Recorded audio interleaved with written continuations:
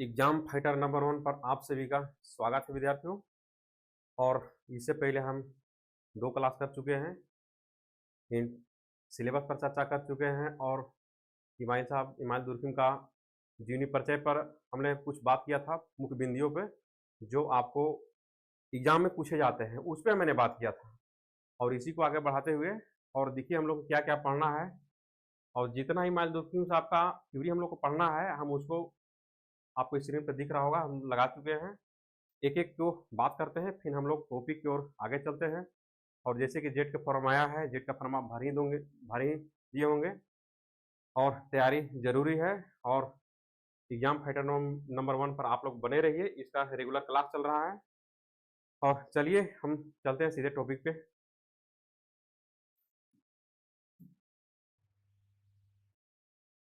Email Durkheim साहब का जो हम लोग पढ़ेंगे, जितना पढ़ना है पहले हम उस पर थोड़ा थोड़ा बात कर लेते हैं। देखिए, सोशल फैक्ट, सामाजिक तथ्य की अवधारणा।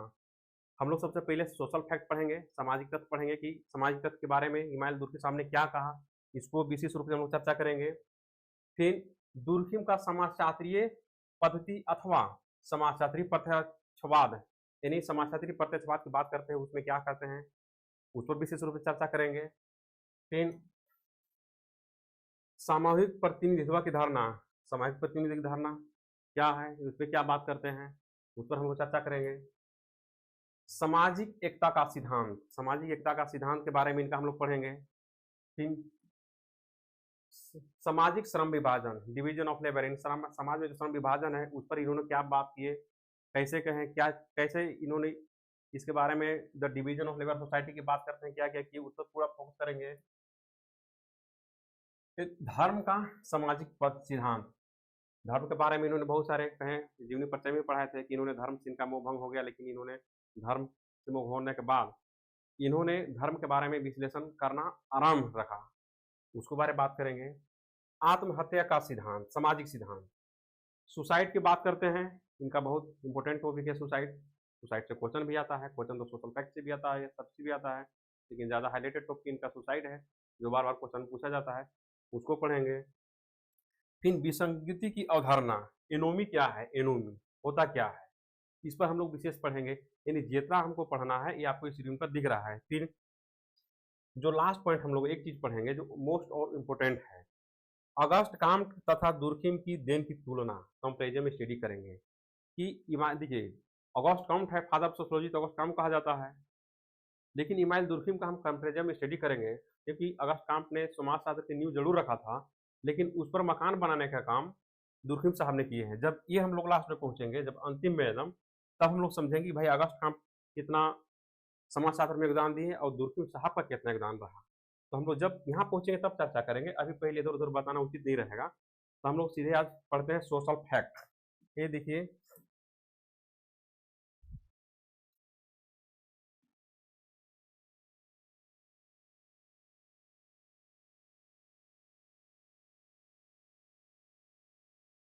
ये हम लोग सामाजिक तथ्य यहाँ से शुरू करते हैं, इस टॉपिक को कवर करते हैं, जैसे जैसे बढ़ते जाएंगे वैसे वैसे नेक्स्ट टॉपिक की ओर हम लोग बढ़ते जाएंगे।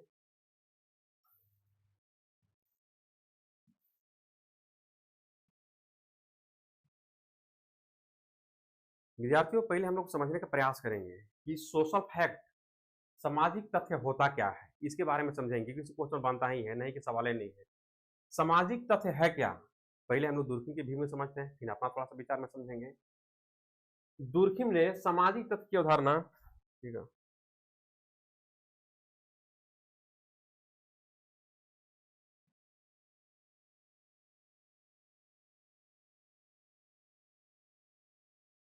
देखेंगे। दुर्खिम ने सामाजिक तथ्य की अवधारणा सर्वप्रथम अपनी कृति The Rules of Sociological Method में किए थे। यानी दुर्खिम साहब सोशल फैक्ट की बात अपनी कृति किस में करते हैं, the Rules of Sociological method. ये पुस्तक नाम याद रखेंगे कि सामाजिक तथ्य की बात जो करते हैं वो कौन सा पुस्तक में करते हैं, तो the Rules of Sociological method, इस में करते हैं। आपके लिए समाज एक ऐसी वास्तविकता है जो सुई जोनेरिस, देखिएगा यहाँ सुई जोनेरिस है, यानी उन्होंने समाज को कहा कि ऐसी वास्तविकता है, समाज एक ऐसी वास्तविकता है जो सुई जोनेरिस है। सुई जोनेरिस का आपको नाम ऐसा नया लग रहा होगा, लेकिन इससे सवाल भी बनता है सुई जेनेरिस, सुई जेनेरिस क्या है भाई, अब देखते हैं। वह है जो स्वयं से उत्पन्न हो, जिसका अस्तित्व स्वयं में हो, जो अपने उद्भव तथा अस्तित्व के लिए अन्य वस्तुओं पर निर्भर नहीं है। यानी जो सुई जेनेरिस है वो स्वयं से उत्पन्न हुआ है, जिसका अस्तित्व स्वयं में हो, अपने उद्भव तथा अस्तित्व के लिए वस्तुओं पर वो निर्भर नहीं हो। दुर्खिम ने समाज को सुई जेनियस माना है। दुर्खिम ने क्या माना है? सोसाइटी को सुई जेनियस माना है। यह सदैव उपस्थित रहता है तथा इसके उद्भव का कोई बिंदु नहीं है। यानी इसका जो उद्भव का बताते हैं कि कोई बिंदु नहीं है, इसका अस्तित्व स्वयं में है, उद्भव तथा अस्तित्व के लिए अन्य पर निर्भर ये नहीं है, यानी दूसरे पे ये नहीं है, ऐसा दुर्खिम साहब का कहना है। सामाजिक तत्व के संबंध में दुर्खिम का सर्वप्रथम यह विचार है कि सामाजिक तत्व वस्तुओं के समान समझना चाहिए। यानी जो सोशल फैक्ट है उसको दुर्खिम साहब बताते हैं कि जो सोशल फैक्ट है, एक सामाजिक तत्व है, उसको वस्तुओं के भांति समझना चाहिए। अब देखिए, इन वस्तुओं के भांति यानी वस्तुओं के समान समझना चाहिए। दुर्खिम ने वस्तु शब्द का चार पृथक पृथक अर्थों में प्रयोग किया है। अब हम चार अर्थ देखेंगे कि वस्तुओं शब्द का उन्होंने चार जो पृथक पृथक अर्थों में उसका उपयोग किए हैं, उसके बारे में बताए हैं। वह क्या बताए हैं? जब उसको थोड़ा सा समझेंगे तो सोशल फैक्ट आपको और क्लियर होगा।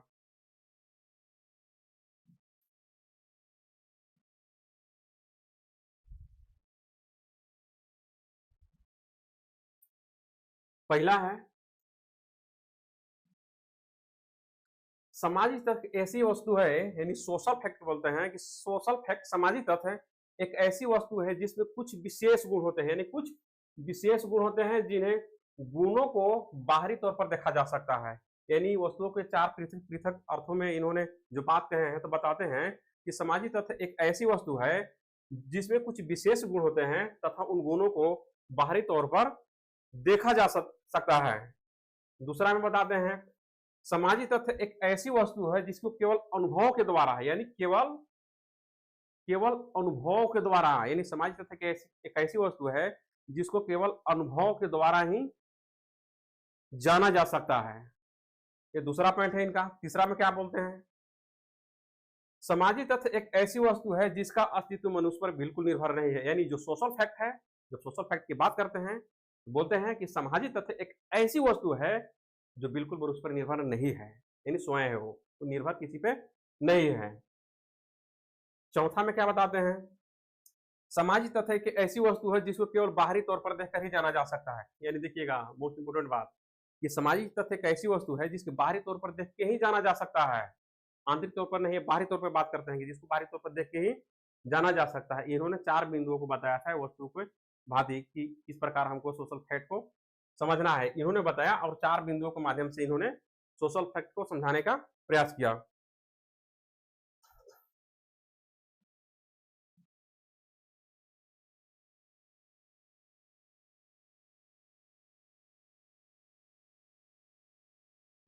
सामाजिक तत्व की परिभाषा, अब यहां हम देखेंगे सोशल फैक्ट की डिफिनेशन देखेंगे, अब इसको अच्छे से समझेंगे।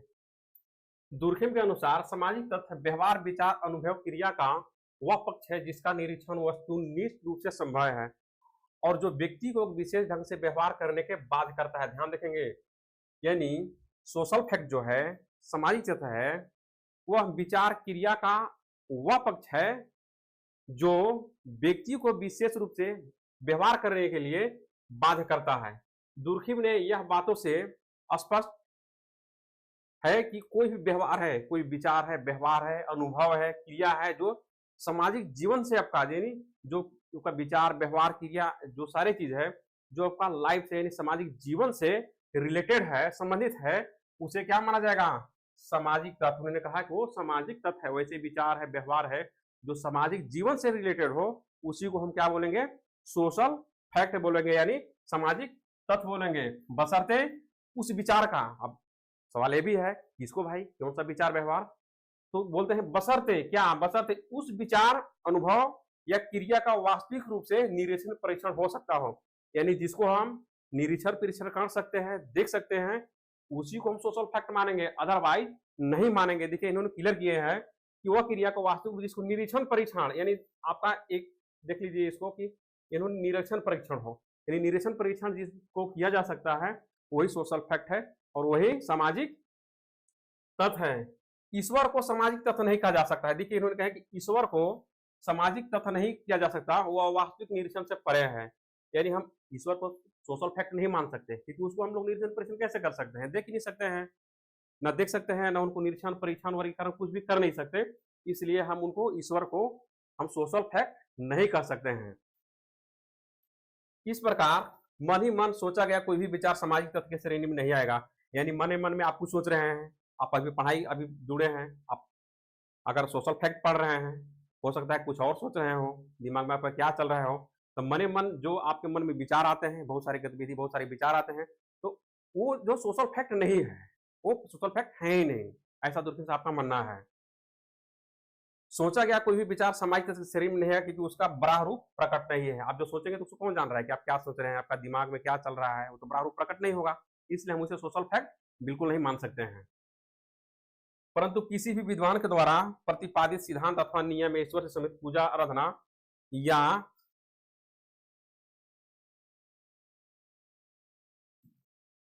या ईश्वर से संबंधित पूजा प्रार्थना आराधना को सामाजिक तथ्य कहा जाएगा। यानी जो कोई विद्वान है, विद्वानों के द्वारा प्रतिपादित कोई भी सिद्धांत है, नियम है, अथवा ईश्वर से संबंधित पूजा है, प्रार्थना है या आराधना को सामाजिक तथ्य कहा जाएगा, क्योंकि उसको वास्तविक निरीक्षण संभव है। यानी जो नियम है, कानून है, पूजा है, आराधना है, ये सारी चीज को आप देख सकते हैं कि कोई अगर मंदिर में जा रहा है तो क्या लेके जा रहा है, पूजा संबंधित जो रिलेटेड वस्तुएं होते हैं उसको आप निरीक्षण परीक्षण कर सकते हैं, उसको आप देख सकते हैं।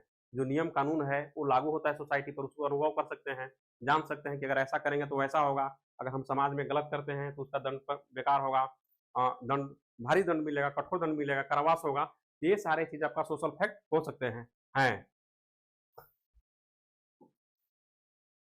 देखिए सामाजिक तथ्य जो व्यक्ति को एक विशेष ढंग से व्यवहार करने के लिए बात करता है, यानी सोशल जो फैक्ट है, तो व्यक्ति को एक विशेष ढंग से आपको समाज का जो रीति है, रिवाज है, नियम है, कानून है, मूल है, इसी के अनुरूप आपको विचार व्यवहार समाज सोसाइटी में करना है। अब ये सोशल फैक्ट ऐसा करने के लिए वो व्यक्ति को बात करता है कि जो समाज का गतिविधि बना रहे, यानी जो समाज में सिस्टम है, व्यवस्था है, उसी में रहिए, चलिए, अब उसी को आप फॉलो करिए। ये नहीं कि समाज के नियम कानून तोड़ दे, ऐसा नहीं।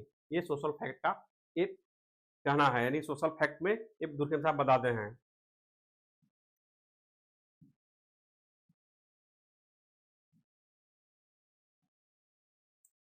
व्यवहार करने के लिए बात करते हैं इस अर्थ में भाषा,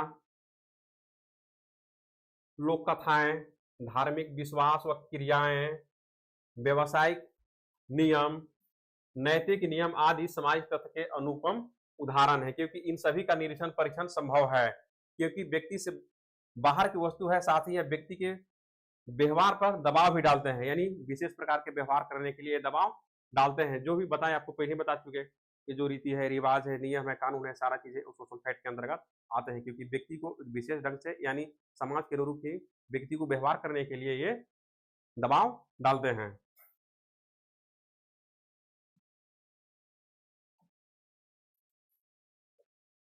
सामाजिक तथ्य की विशेषताएं, अब देखिए हम इसको थोड़ा समझेंगे। विशेषताएं जब समझेंगे तो सोशल फैक्ट आपको और अच्छा से समझ में आएगा। सामाजिक दुर्खे ने सामाजिक तथ्य की अवधारणा को समझने के लिए दो शब्दों का उपयोग किया है खासकर।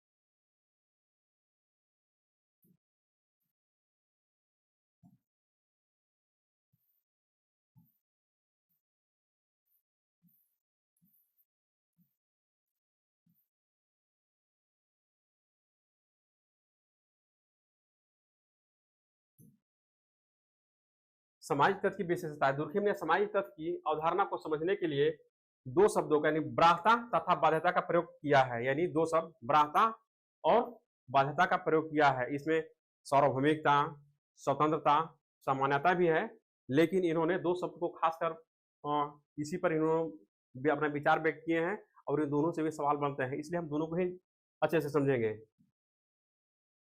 सामाजिक तत्व की सर्वप्रथम उल्लेखनीय विशेषता यह है कि इसमें बाध्यता का गुण निहित होता है।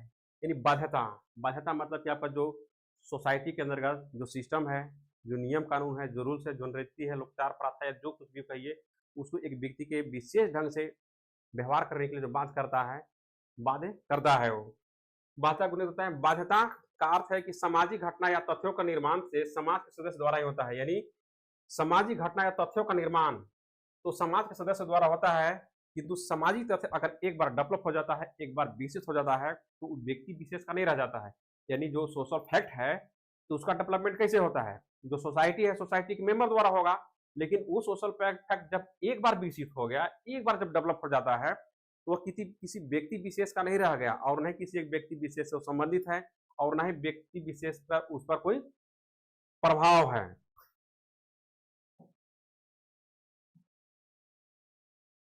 दुर्खिम के अनुसार समाज में प्रचलित अनेक सामाजिक तथ्य जैसे नैतिक नियम, धार्मिक विश्वास, वित्तीय व्यवस्था आदि सभी मनुष्य के व्यवहार व कार्य करने के तरीकों को अत्यधिक प्रभावित करते हैं, इसलिए इन्हें भी यानी जो नैतिक नियम है, धार्मिक विश्वास है, वित्तीय व्यवस्था है आदि है, इन सभी को सोशल फैक्ट के अंतर्गत इनको सोशल फैक्ट माना ही जाता है।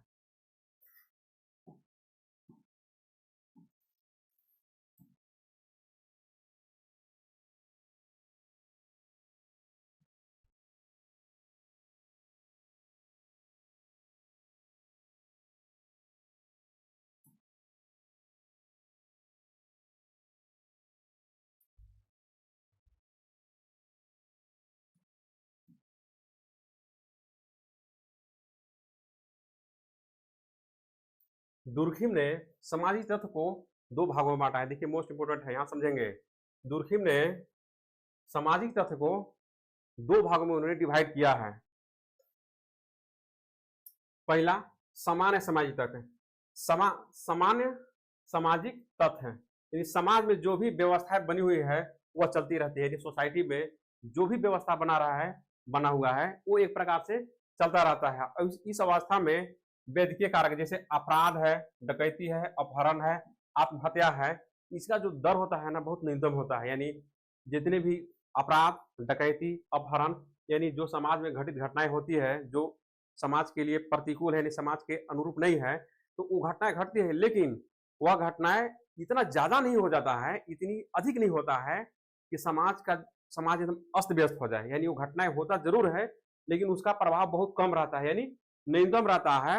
और न्यूनतम होने की वजह से समाज की व्यवस्था जो है वो बना रहेगा, यानी समाज में अस्त व्यस्त नहीं आएगा, समाज में किसी प्रकार का नुकसान नहीं होगा या सोसाइटी कहें कि एक प्रकार से बिखरेगा नहीं। तो इसी को इस्माइल दुर्खिम साहब ने एक समान समाजी तक उन्होंने कहा है।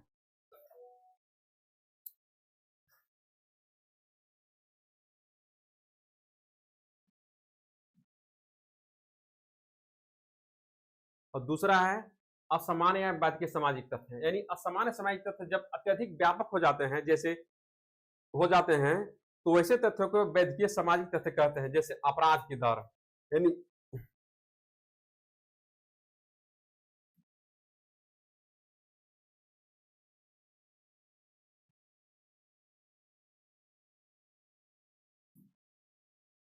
असामान्य सामाजिक तथ्य जब अत्यधिक व्यापक हो जाते हैं तो ऐसे तथ्यों को वैद्यकीय सामाजिक तथ्य कहते हैं, जैसे अपराध की दर का बढ़ना, आत्महत्याओं का अधिक होना आदि। यानी वैसे वैसे स्थिति जब आत्महत्या बढ़ जाए, यानी समाज में जो अपराध होता है, जो गलत काम होती है उसका बढ़ जाए, आत्महत्या बढ़ जाए, अपराध बढ़ जाए, बहुत समाज का है कि एकदम अस्त व्यस्त हो जाए, जनजीवन अस्त व्यस्त हो जाए, एकदम समाज में एक भ्रांति फैल जाए, बहुत दिक्कत होने लगे, तो उसको दुर्खिम साहब ने असामान्य या वैद्यकीय सामाजिक तथ्य कहा है। और समय व स्थान के अनुसार जो सोशल फैक्ट है वो परिवर्तित होते रहता है, जिसे सामूहिक चेतना यानी मूर्त को मानना ही सामाजिक तथ्य है। ध्यान रखेंगे एक पॉइंट यहाँ पे कि समय व स्थान के अनुसार परिवर्तित होता रहता है, यानी जो सोशल फैक्ट है वो समय और स्थान के अनुसार वो परिवर्तित होते रहता है। ऐसा नहीं है कि सोशल फैक्ट में चेंजिंग नहीं आता है, नहीं, समय और स्थान के अनुसार उसमें परिवर्तन आते रहता है। इस चीज को समझेंगे।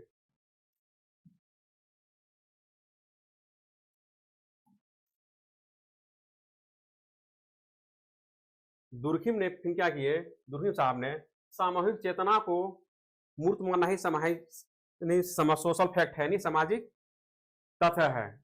उन्होंने बताया है कि यानी मूर्त चेतना है, यानी सामूहिक चेतना है, सामूहिक चेतना का जो मूर्त रूप होता है उसको मानना ही क्या है, सोशल फैक्ट है। और उन्होंने सामूहिक जो चेतना है तो दो भागों में डिवाइड किया है। एक व्यक्तिगत चेतना अर्थात व्यक्ति विशेष का विचार होता है, यानी व्यक्ति विशेष का व्यक्तिगत चेतना मतलब व्यक्ति किसी व्यक्ति विशेष का ही विचार है, वो व्यक्तिगत चेतना किसी एक व्यक्ति विशेष का है।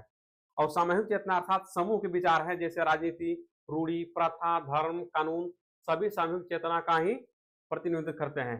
यानी उन्होंने व्यक्तिगत चेतना, सामूहिक चेतना की बात की है, व्यक्तिगत चेतना व्यक्ति का ही सिर्फ बात होता है उसमें, और सामूहिक चेतना अर्थात समूह के विचार है, जैसे राजनीति है, रूढ़ी है, प्रथा है, क्योंकि एक व्यक्ति विशेष का विचार नहीं है राजनीति, रूढ़ी, प्रथा, धर्म, कानून ये सभी सामूहिक चेतना का ही प्रतिनिधित्व करते हैं। दुर्खिम द्वारा 1895 ईस्वी में इन्हीं का जो पुस्तक है the roots of sociological method, उन्होंने इसी में उन्होंने सामूहिक चेतना की बात कही है। क्वेश्चन पूछा जाता है कि सामूहिक चेतना का बात इमानुएल दुर्खिम ने किस पुस्तक में की थी, यानी इसका उपयोग किसमें किया गया था, तो आप क्या बताएंगे, the Rules of sociological method इन्होंने में किया था। और सोशल फैक्ट की भी बात कौन सा पुस्तक करते हैं, भाई इसी में करते हैं, सोशल फैक्ट का। तो चलिए हम लोग आज सोशल फैक्ट को समझे। देखिए आपको विशेष और समझ में तब आएगा जब हम इससे रिलेटेड एमसीक्यू करेंगे, जब दुर्खिम साहब का पूरा टॉपिक हम लोग पढ़ेंगे, एक सीरीज लेके आएंगे और अच्छा से करेंगे, जो आपको थोड़ा बहुत नहीं समझ में आ रहा है उसको पूरी तरीके से समझ में आएगा। और ये सोशल फैक्ट जो है आपका, देखिए सोशल फैक्ट में जो जहाँ से सवाल बनते हैं, जो इम्पोर्टेंट है वो आपको बता दिए हैं, बाकी चीज़ हम आपको एमसीक्यू में पूरी तरीके से रिकवर करेंगे। जब सोशल फैक्ट पूरा खत्म हो जाएगा, यानी दुर्खिम का पूरा चैप्टर जब समाप्त हो जाएगा, तो हम उनसे एमसीक्यू लेकर के आएंगे।